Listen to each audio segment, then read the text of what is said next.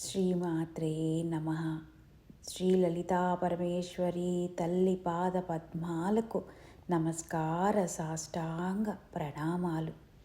శ్రీ సచ్చిదానంద సమర్థ సద్గురు సాయినాథ మహారాజుకి నమస్కార సాష్టాంగ ప్రణామాలు.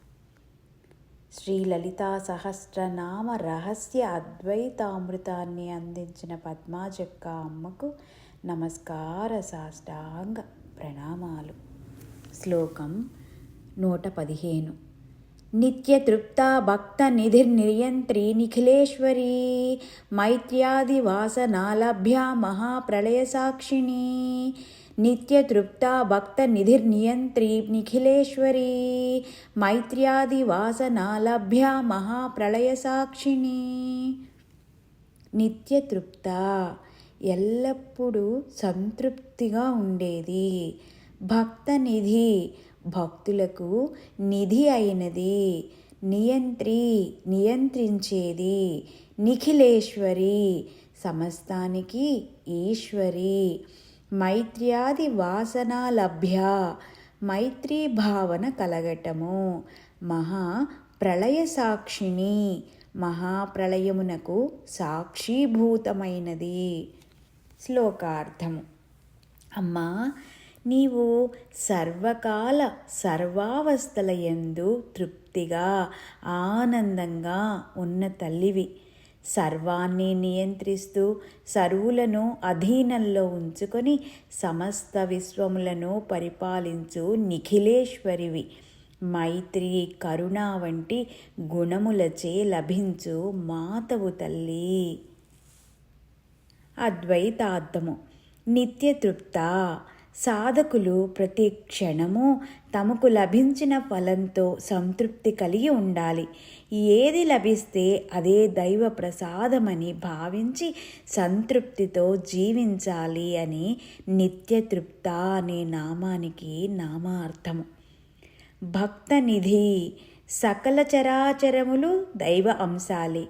సకల జీవులయందు ప్రాణశక్తిగా నెలకొన్న దివ్య చైతన్యాన్ని భగవత్ శక్తిగా గుర్తించిన వారికి శాశ్వతానంద మోక్ష పదం లభిస్తుందని భక్తనిధి అనే నామం చెబుతుంది.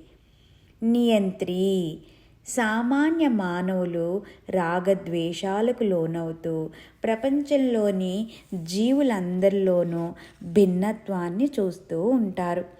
సాధకులు సకల జీవుల యందు దైవత్వాన్ని దర్శిస్తూ భిన్నత్వంలో ఏకత్వం చూసే తమ దృష్టిని మనసును నియంత్రణ చేసుకోవాలని నియంత్రి అనే నామానికి నామార్థము అని చెప్తున్నారు.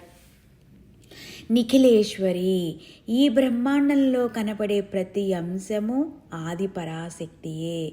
అందువలన ఆ శక్తిని నిఖిలేశ్వరిగా కీర్తించారు. మైత్ర్యాది వాసనాలభ్య సుఖవంతులలో మైత్రి, దుఃఖవంతులపై కరుణ, పుణ్యాత్ములను చూసి సంతోషపడుట, పాపుల విషయంలో పట్టించుకోకుండా ఉండటం, ఇలాంటి భావాల వలన చిత్తం నిర్మలంగా ఉంటుంది. అలా స్నేహము, ప్రేమ, కరుణ, లాలన, దయ, క్షమ, విశాల హృదయం కలిగి ఉండటాన్ని మైత్ర్యాది వాసనాలభ్య అని అంటారు. మహాప్రళయ సాక్షిణి సకల చరాచర విశ్వంలో ఉత్పత్తి, స్థితి, లయ కారణమైన ఆది పరాశక్తి ఆకాశ స్వరూపంలో దర్శనమిస్తోంది.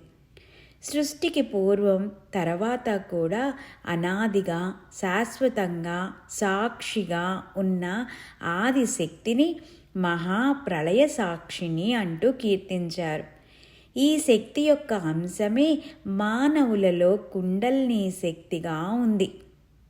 పూర్తిగా వికసించిన సహస్రారం తద్వారాగా తుర్యాతీత స్థితికి చేరి స్థిరపడినప్పుడు సాధకుడు జనన మరణ చక్రం నుంచి విముక్తి పొంది విశ్వాత్మగా తన దేహ పరంపర యొక్క సృష్టి, స్థితి, లయలకు కూడా సర్వసాక్షిగా ఉంటాడు.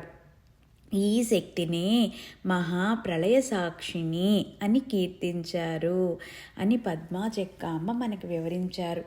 పద్మా చెక్కామ్మకు నమస్కార సాష్టాంగ ప్రణామాలు.